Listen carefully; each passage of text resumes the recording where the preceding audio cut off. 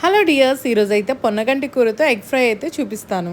ముందుగా కడాయిలో 2 table spoon oil అయితే తీసుకోవాలి. దాని తర్వాత ఒక పెద్ద ఉల్లిపాయ, 2 పచ్చిమిర్చి అండ్ కొన్ని కరివేపాకు రెబ్బలు వేసుకుని చక్కగా ఫ్రై చేసుకోవాలి. ఉల్లిపాయ, పచ్చిమిర్చి, కరివేపాకు కొంచెం కలర్ మారిన తర్వాత ఒక పావు టేబుల్ స్పూన్ పసుపు, 1 టేబుల్ స్పూన్ ఉప్పు అయితే వేసుకుని మళ్ళీ ఒకసారి మొత్తం కలుపుకోవాలి. అలా కొంచెం ఫ్రై అయిన తర్వాత మనం ముందుగా కడిగి పెట్టుకున్న పొన్నగంటి ఆకు అయితే వేసుకోవాలి. ఇది కొంచెం ఉడకడానికి ఒక 10 మినిట్స్ పడుతుంది. సో మనం మూత పెట్టి మగ్గించుకోవాలన్నమాట.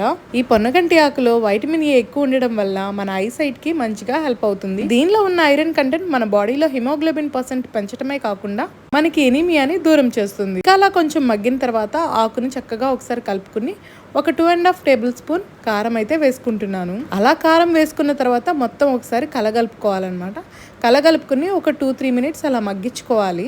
అలా కొంచెం ఆకు మగ్గిన తర్వాత నేనైతే 3 కట్టలకి 4 గుడ్లు అయితే వేసుకుంటున్నాను. ఇంకా ఎగ్స్ అనేది మన ఇష్టం అనమాట. అలా ఎగ్స్ వేసుకున్న తర్వాత ఒకసారి మూత పెట్టుకుని కొంచెం అవి కుక్ అయ్యేదాకా ఆగాలి.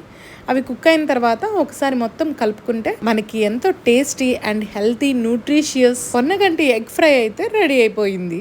ఈ పొన్నగంటి ఆకు ఆయుర్వేదాలో మంచి పేరే పొందింది. ఐసైట్ కి మెరుగుపరచడానికి కానీ ఐ రిలేటెడ్ ఏ డిసీజెస్ ఉన్నా కూడా ఈ పొన్నగంటి ఆకుకూర వారంలో ఒకసారి తీసుకుంటే సరి. బాయ్.